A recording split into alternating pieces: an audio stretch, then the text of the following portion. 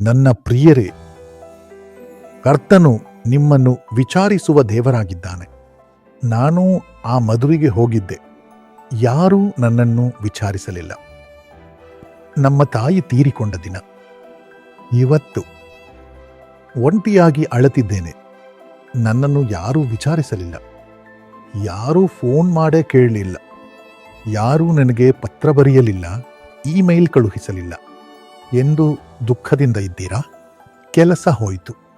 ಹೀಗಿರುವಾಗ ನನಗೆ ಏನು ಸಹಾಯ ಬೇಕು ಎಂದು ಯಾರೂ ವಿಚಾರಿಸಲಿಲ್ಲ ಎಂದು ಕಳವಳಗೊಂಡಿದ್ದೀರಾ? ನಿಮ್ಮನ್ನು ವಿಚಾರಿಸಲು ಒಬ್ಬರಿದ್ದಾರೆ. ಅವರೇ ಕೃಪಾನಾಥನಾದ ಯೇಸು. 1 ಪೇತ್ರ 5:7 ಹೇಳುವಂತೆ, ಆ ಯೇಸು ನಿಮ್ಮನ್ನು ವಿಚಾರಿಸುವವನಾಗಿರುವುದರಿಂದ ನಿಮ್ಮ ಚಿಂತೆಗಳನ್ನೆಲ್ಲ ಆತನ ಮೇಲೆ ಹಾಕಿಬಿಡಿ. ಮನುಷ್ಯನ ಹತ್ತಿರ ಹೋಗಿ ಕುಳಿತು ನಿಮ್ಮ ಚಿಂತೆಗಳನ್ನೆಲ್ಲ ಹೇಳಿದರೂ ಏನು ಪ್ರಯೋಜನ? ಯಾರು ನಿಮಗೆ ಸಹಾಯ ಮಾಡುತ್ತಾರೆ?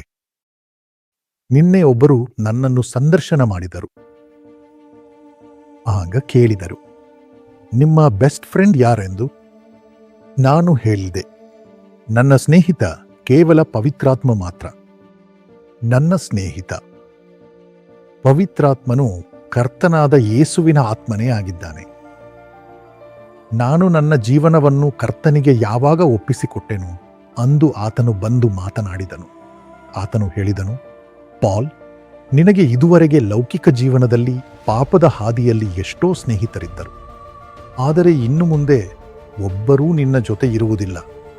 ನಾನು ಮಾತ್ರ ನಿನಗೆ ಸ್ನೇಹಿತನಾಗಿರುತ್ತೇನೆ. ನಾನು ಮಾತ್ರ ನಿನಗೆ ಸ್ನೇಹಿತನಾಗಿರುತ್ತೇನೆ. ಇಂದಿನವರೆಗೆ 46 ವರ್ಷಗಳ ಕಾಲ ಆತನೇ ನನಗೆ ಸ್ನೇಹಿತನಾಗಿದ್ದಾನೆ. ಒಂದು ದಿನ ನನ್ನ ಬೆಸ್ಟ್ ಫ್ರೆಂಡ್ ಮನೆಗೆ ಹೋಗುತ್ತೇನೆ, ಬೆಸ್ಟ್ ಫ್ರೆಂಡ್ ಮದುವೆಗೆ ಹೋಗುತ್ತೇನೆ, ನನ್ನ ಬೆಸ್ಟ್ ಫ್ರೆಂಡ್ ಜೊತೆ ಹೊರಗೆ ಹೋಗುತ್ತೇನೆ, ನನ್ನ ಬೆಸ್ಟ್ ಫ್ರೆಂಡ್ ಜೊತೆ ಸಮಯ ಕಳೆಯುತ್ತೇನೆ ಎಂದು ನಾನೂ ಹೋಗುವುದಿಲ್ಲ. ನನ್ನ ಹೆಂಡತಿಯೂ ಹೋಗುವುದಿಲ್ಲ. ನನ್ನ ಮಕ್ಕಳೂ ಹೋಗುವುದಿಲ್ಲ. ನನ್ನ ಮೊಮ್ಮಕ್ಕಳೂ ಹೋಗುವುದಿಲ್ಲ. ಕೇತಿಯೂ ಹೇಳುತ್ತಾಳೆ, ಅಜ್ಜ, ಎಲ್ಲರೂ ಮನೆಯಲ್ಲಿರುವುದೇ ನನಗೆ ಸಂತೋಷ. ನನಗೆ ಹೊರಗೆ ಹೋಗಲು ಇಷ್ಟವಿಲ್ಲ, ಆದರೆ ಪ್ರಾರ್ಥನಾ ಗೋಪುರಕ್ಕೆ ಹೋಗುವುದು ಇಷ್ಟ. ಹಾಡು ಹಾಡಲು ಹೋಗುವುದು ಇಷ್ಟ. ಟೆಲಿವಿಷನ್ ಕಾರ್ಯಕ್ರಮದಲ್ಲಿ ಮಾತನಾಡಲು ಹೋಗುವುದು ಇಷ್ಟ. ಶಾಲೆಗೆ ಹೋಗುವುದು ಇಷ್ಟ. ಆದರೆ ನಾನು ಯಾರ ಮನೆಗೂ ಹೋಗುವುದು ನನಗೆ ಇಷ್ಟವಿಲ್ಲ. ನನಗೆ ಇದೇ ಸಾಕು ಅಜ್ಜ ಎಂದು ಹೇಳುತ್ತಾಳೆ. ಎಷ್ಟು ದೊಡ್ಡ ವಿಷಯ!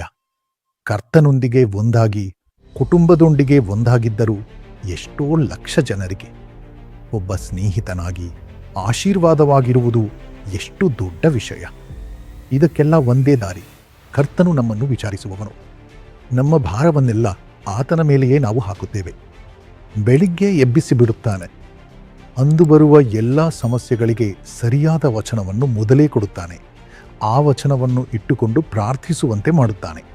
ಆ ಸಮಯದಲ್ಲಿ ಅವರು ಬಂದು ಇತರರಿಗೆ, ಕುಟುಂಬದವರಿಗೆ, ಬೇರೆ ಜನರಿಗೆ, ದೇಶದ ನಾಯಕರಿಗೆ, ಸೇವಕರಿಗೆ ಏನು ಮಾಡಬೇಕೆಂದು ಅವರು ಹೇಳಿಕೊಡುತ್ತಾರೆ, ಅದನ್ನು ಆ ದಿನ ನಾನು ಮಾಡುತ್ತೇನೆ. ಆ ದಿನ ಮುಗಿಯುವಾಗ ಒಂದು ಮನಸ್ಸಿನ ತೃಪ್ತಿಯೊಂದಿಗೆ ಹಾಸಿಗೆಗೆ ಹೋಗುವಂತೆ ಕರ್ತನು ಮಾಡುತ್ತಾನೆ. ಯಾವ ಹೋರಾಟ ಬಂದರೂ ಒಂದು ಸಮಾಧಾನವಿರುತ್ತದೆ. ಆ ಸಮಾಧಾನವು ನನ್ನನ್ನು ಏನೂ ಆಗುವುದಿಲ್ಲ, ಏನೂ ಆಗುವುದಿಲ್ಲ, ಯೇಸು ನನ್ನನ್ನು ಸಿದ್ಧಪಡಿಸಿದ್ದಾರೆ, ಇಂದು ಈ ವಚನವನ್ನು ನೀಡಿದ್ದಾರೆ ಎಂದು ಹೇಳಿ ಧೈರ್ಯವಾಗಿ ನಡೆಯುವಂತೆ ಮಾಡುತ್ತಾರೆ. ಆ ಎಲ್ಲ ಸಂಕಟಗಳ ಮೇಲೆ ನಡೆದು ಅವುಗಳನ್ನು ಜಯಿಸಿ ಯಾವುದೇ ಹಾನಿ ತಟ್ಟದಂತೆ ಕಾಪಾಡಲ್ಪಟ್ಟು ಒಳ್ಳೆಯ ಹೆಸರು ಮತ್ತು ಕೀರ್ತಿಯೊಂದಿಗೆ ನಿರಂತರವಾಗಿ ಕರ್ತನ ಚಿತ್ತವನ್ನು ಸೇವೆಯ ಮೂಲಕ, ಯೂನಿವರ್ಸಿಟಿ ಮೂಲಕ, ಸಾಮಾಜಿಕ ಜೀವನದ ಮೂಲಕ, ಬಡವರನ್ನು ಪೋಷಿಸುವುದರ ಮೂಲಕ ಜಯದೊಂದಿಗೆ ಮಾಡುವಂತೆ, ಕುಟುಂಬದೊಂದಿಗೆ ಅದನ್ನು ಅನುಭವಿಸುವಂತೆ ಮಾಡಿದ್ದಾರೆ. ನಿಮಗೂ ಹಾಗೆಯೇ ಮಾಡುತ್ತಾರೆ. ಯೇಸು ನಿಮ್ಮನ್ನು ವಿಚಾರಿಸುವವನಾದ್ದರಿಂದ ನಿಮ್ಮ ಚಿಂತೆಗಳನ್ನೆಲ್ಲ ಅವರ ಮೇಲೆ ಹಾಕಿಬಿಡಿ. ಅವರ ಮೇಲೆ ಹಾಕಿಬಿಡಿ. ಕರ್ತನ ಮೇಲೆ ನಿನ್ನ ಭಾರವನ್ನು ಹಾಕಿಬಿಡು. ಅವರು ನಿನ್ನನ್ನು ಆಧರಿಸುತ್ತಾರೆ. ನೀತಿವಂತನನ್ನು ಎಂದಿಗೂ ತಲ್ಲಣಿಸಲು ಬಿಡುವುದಿಲ್ಲ. ಕೀರ್ತನೆ 55:22. ನನ್ನ ಪ್ರಿಯರೇ, ನಾವು ಯಾವುದರ ಮೇಲೆ ನಂಬಿಕೆ ಇಡಬೇಕು? ಮೊದಲನೆಯದಾಗಿ ಅವರ ಪ್ರೀತಿಯ ಮೇಲೆ ನಂಬಿಕೆ ಇಡಬೇಕು. ಯೇಸು ನಿಮ್ಮನ್ನು ಪ್ರೀತಿಸುತ್ತಾರೆ. 1 ಯೋಹಾನ 4:19 ಪ್ರಕಾರ ಅವರು ಮೊದಲು ನಮ್ಮನ್ನು ಪ್ರೀತಿಸಿದ್ದರಿಂದ ನಾವು ಅವರನ್ನು ಪ್ರೀತಿಸುತ್ತೇವೆ. ಅವರು ನಮ್ಮ ಮೇಲೆ ಪ್ರೀತಿ ಇಟ್ಟಿದ್ದಾರೆ. ಆ ಪ್ರೀತಿಯ ಮೇಲೆ ನಂಬಿಕೆ ಇಡಬೇಕು ಅಷ್ಟೆ. ಯೇಸಪ್ಪ ನನ್ನನ್ನು ಪ್ರೀತಿಸುತ್ತಾರೆ, ಪ್ರೀತಿಸುತ್ತಾರೆ, ಪ್ರೀತಿಸುತ್ತಾರೆ. ಯಾವ ದುಃಖ ಬಂದರೂ ಕಷ್ಟ ಬಂದರೂ ಅದನ್ನೇ ಹೇರಿ, ಜೀಸಸ್ ಲವ್ಸ್ ಮೀ. ಎರಡನೆಯದಾಗಿ ಅವರ ಶಕ್ತಿಯಲ್ಲಿ ನಂಬಿಕೆ ಇರೋಣ. ಎಫೆಸದವರಿಗೆ ಬರೆದ ಪತ್ರಿಕೆ 3:20 ಪ್ರಕಾರ ನಾವು ಬೇಡುವುದಕ್ಕಿಂತಲೂ ಮತ್ತು ಯೋಚಿಸುವುದಕ್ಕಿಂತಲೂ ಅತ್ಯಧಿಕವಾಗಿ ನಮ್ಮೊಳಗೆ ಕೆಲಸ ಮಾಡುವ ಅವರ ಶಕ್ತಿ, ಅದರ ಮೇಲೆ ನಾವು ನಂಬಿಕೆ ಇಟ್ಟಾಗ ಕರ್ತನ ಶಕ್ತಿ ಪ್ರಕಟವಾಗುತ್ತದೆ. ನಾವು ಕೇಳುವುದಕ್ಕಿಂತಲೂ ಮತ್ತು ಯೋಚಿಸುವುದಕ್ಕಿಂತಲೂ ಮಿಗಿಲಾದ ಭಾಗ್ಯ ಬರುತ್ತದೆ. ಅವರ ಪ್ರೀತಿಯ ಮೇಲೆ ನಂಬಿಕೆ, ಅವರ ಶಕ್ತಿಯ ಮೇಲೆ ನಂಬಿಕೆ. ಕರ್ತನು ನಮಗಾಗಿ ಎಲ್ಲವನ್ನೂ ಮಾಡಿ ಮುಗಿಸುತ್ತಾರೆ. ಅವರ ಶಕ್ತಿಯಿಂದ ಎಲ್ಲವನ್ನೂ ಬದಲಾಯಿಸುತ್ತಾರೆ. ನಾವು ಯೋಚಿಸುವುದಕ್ಕಿಂತಲೂ ಮತ್ತು ಬೇಡುವುದಕ್ಕಿಂತಲೂ ಮಿಗಿಲಾಗಿ ನೀಡುತ್ತಾರೆ.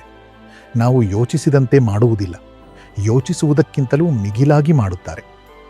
ಕಷ್ಟವು ಭಯಂಕರವಾಗಿ ಬರಬಹುದು, ಆದರೆ ಅದಕ್ಕಿಂತ ಮಿಗಿಲಾಗಿ ಕರ್ತನು ನಮ್ಮನ್ನು ಎತ್ತರಿಸಿ ನಮಗೆ ಗೌರವ ನೀಡುತ್ತಾರೆ. ನಾವು ಏನನ್ನೂ ಕಳೆದುಕೊಳ್ಳುವುದಿಲ್ಲ. ಈ ಭಾಗ್ಯವನ್ನು ಕರ್ತನು ಇಂದು ನಿಮಗೆ ನೀಡಲಿ. ಯೇಸಪ್ಪ, ನಿಮ್ಮ ಮೇಲೆ ನಂಬಿಕೆ ಇಟ್ಟಿರುವ ಮನುಷ್ಯನು ಧನ್ಯನು. ನಿಮ್ಮನ್ನು ನಂಬುವವನು ಅಭಿವೃದ್ಧಿ ಹೊಂದುತ್ತಾನೆ. ದಯವಿಟ್ಟು ಅವರು ತಮ್ಮ ಭಾರಗಳನ್ನೆಲ್ಲ ಈಗ ನಿಮ್ಮ ಮೇಲೆ ಹಾಕುವಾಗ ಅದನ್ನು ಸ್ವೀಕರಿಸಿ. ನೀತಿವಂತನನ್ನು ಎಂದಿಗೂ ಅಲುಗಾಡಲು ಬಿಡುವುದಿಲ್ಲ, ಕೈ ಬಿಡುವುದಿಲ್ಲ. ಈ ಕೃಪೆಯನ್ನು ಅವರಿಗೆ ನೀಡಿರಿ. ಭಾರವನ್ನು ನೀಗಿಸಿ ಸಮಾಧಾನದಿಂದ ಇಂದು ಬದುಕುವಂತೆ ಮಾಡಿರಿ. ಇಂದು ಎಲ್ಲ ಬಾಗಿಲುಗಳು ಅವರಿಗೆ ಅನುಕೂಲವಾಗಿರಲಿ, ಸಮೃದ್ಧಿಯಾಗಲಿ, ಸಂಪೂರ್ಣವಾಗಲಿ. ತೃಪ್ತಿಯಿಂದ ಜ್ಞಾನದೊಂದಿಗೆ ಏಳಿಗೆ ಹೊಂದಲಿ. ಯೇಸುವಿನ ನಾಮದಲ್ಲಿ ಆಮೇನ್. ದೇವರು ನಿಮ್ಮನ್ನು ಆಶೀರ್ವದಿಸಲಿ. ನನ್ನ ಪ್ರಿಯರೇ, ಯೇಸು ಕರೆಯುತ್ತಾನೆ ಪ್ರಾರ್ಥನಾ ಗೋಪುರವು ನಿಮ್ಮ ಮನೆಯ ಹತ್ತಿರವಿದ್ದರೆ, ನಿಮ್ಮ ಪಟ್ಟಣದಲ್ಲಿದ್ದರೆ, ನಿಮ್ಮ ಹಳ್ಳಿಯಲ್ಲಿದ್ದರೆ ಅಥವಾ ನಿಮ್ಮ ಜಿಲ್ಲೆಯಲ್ಲಿದ್ದರೆ ಅಲ್ಲಿಗೆ ನೀವು ಭೇಟಿ ನೀಡಿರಿ. ನಿಮಗಾಗಿ ಪ್ರಾರ್ಥಿಸಲು ಪ್ರಾರ್ಥನಾ ವೀರರು ಕಾಯುತ್ತಿದ್ದಾರೆ. ಅಲ್ಲಿ ನಡೆಯುವ ಕೂಟಗಳಲ್ಲಿ ಪಾಲ್ಗೊಳ್ಳಿ. ಪವಿತ್ರಾತ್ಮನು ನಿಮ್ಮ ಮೇಲೆ ಇಳಿದು ಬರುವನು. ದೇವರ ಆತ್ಮನು ನಿಮ್ಮೊಳಗೆ ಬಂದಾಗ ಎಲ್ಲ ಬಂಧನಗಳು ಮುರಿಯಲ್ಪಡುತ್ತವೆ, ಬಲವು ಬರುತ್ತದೆ. ಸಂಪೂರ್ಣ ಜಯವನ್ನು ಹೊಂದುವಂತೆ ಕರ್ತನು ಮಾಡುತ್ತಾನೆ. ಒಂದು ಕಡೆ ಅದ್ಭುತಗಳನ್ನು ಪಡೆದುಕೊಳ್ಳುತ್ತೀರಿ, ಆದರೆ ನಿರಂತರವಾಗಿ ಕರ್ತನಲ್ಲಿ ನೀವು ಬಲಗೊಳ್ಳಬೇಕು, ಆತನನ್ನು ಧರಿಸಿಕೊಳ್ಳಬೇಕು. ಅದಕ್ಕಾಗಿಯೇ ಪ್ರಾರ್ಥನಾ ಗೋಪುರ. ನೀವು ಬನ್ನಿ. ಇನ್ನೂ ಕರ್ತನ ಚಿತ್ತವನ್ನು ಹೇಗೆ ನಡೆಸುವುದು, ಕುಟುಂಬವನ್ನು ಹೇಗೆ ನಡೆಸುವುದು ಎಂದು ಕಲಿಸಿಕೊಳ್ಳುವುದಕ್ಕಾಗಿ ಪ್ರಾರ್ಥನಾ ತರಬೇತಿ ಕಾರ್ಯಕ್ರಮವಿದೆ. ಪ್ರಾರ್ಥನಾ ತರಬೇತಿ ಶಿಬಿರ. ಅದನ್ನು ಪ್ರಾರ್ಥನಾ ಗೋಪುರದಲ್ಲಿ ಆಗಾಗ್ಗೆ ನಡೆಸುತ್ತಾರೆ. ನೀವು ಅದರಲ್ಲಿ ಪಾಲ್ಗೊಳ್ಳಿ. ನಿಮ್ಮ ಜೀವನವೇ ಬದಲಾಗುತ್ತದೆ, ನಿಮ್ಮ ಕುಟುಂಬವೇ ಬದಲಾಗುತ್ತದೆ. ಸ್ಥಿರವಾಗಿ ಸ್ಥಾಪಿಸಲ್ಪಡುತ್ತೀರಿ, ಅಲುಗಾಡಲಾರಿರಿ, ಉನ್ನತಕ್ಕೇರಿಸಲ್ಪಡುವಿರಿ. ಆದ್ದರಿಂದ ಈ ಪ್ರಾರ್ಥನಾ ಗೋಪುರಗಳು ನಿಮಗೆ ಆಶ್ರಯ ಪಟ್ಟಣವಾಗಿರಲಿ. ಬಂದು ಭಾಗ್ಯವನ್ನು ಪಡೆಯಿರಿ. ಅಲ್ಲಿ ಸೇವೆ ಸಲ್ಲಿಸಲು ಬನ್ನಿ. ಬರುವವರಿಗೆ ನೀವು ಒಂದು ಲೋಟ ನೀರು ಕೊಡಬಹುದು. ಅವರ ವಿನಂತಿಯನ್ನು ನೀವು ಬರೆದು ಕೊಡಬಹುದು. ಪ್ರಾರ್ಥನಾ ವೀರರಾಗಬಹುದು. ಫೋನ್ ಮೂಲಕ ಪ್ರಾರ್ಥಿಸಬಹುದು. ಎಷ್ಟು ದೊಡ್ಡ ಭಾಗ್ಯ! ವಾರದಲ್ಲಿ 1 ಗಂಟೆ, 2 ಗಂಟೆ, 3 ಗಂಟೆ ಬಂದು ಸೇವೆ ಮಾಡಿ. ನಿಮಗೆ ಸಮೃದ್ಧಿಯಾದ ಫಲವನ್ನು ಕುಟುಂಬದಲ್ಲಿ ನೀಡುವನು. ಮಕ್ಕಳಿಗೆ ನೀವು ಕರ್ತನ ಬಗ್ಗೆ ಕಲಿಸಿಕೊಡಬಹುದು. ಹಾಡುಗಳನ್ನು ಕಲಿಸಿಕೊಡಬಹುದು. ಭಾನುವಾರಗಳಂದು ಆರಾಧನೆಯಲ್ಲಿ ಪಾಲ್ಗೊಂಡು ಕೀಬೋರ್ಡ್ ನುಡಿಸಬಹುದು. ಆರಾಧನೆ ನಡೆಸಬಹುದು. ಬನ್ನಿ, ಭಾಗ್ಯವನ್ನು ಪಡೆಯಿರಿ, ಭಾಗ್ಯವನ್ನು ನೀಡಿರಿ. ಯೇಸುವಿನ ನಾಮದಲ್ಲಿ ಆಶೀರ್ವದಿಸಲ್ಪಡಲಿ.